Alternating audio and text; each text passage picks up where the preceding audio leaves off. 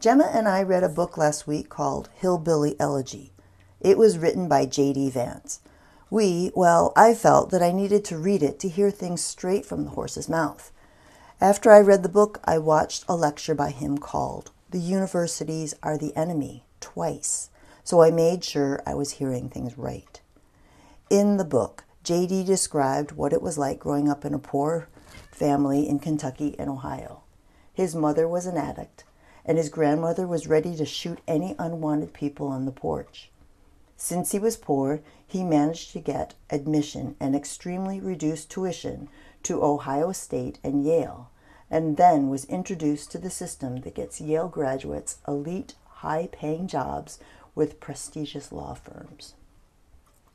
While he was at Yale, he wrote an essay about his life so far and was encouraged by a teacher to turn that story into a book called Hillbilly Elegy. So his education was paid for, he was encouraged by a teacher, wrote a book that sold well. He graduated and worked for a prestigious firm.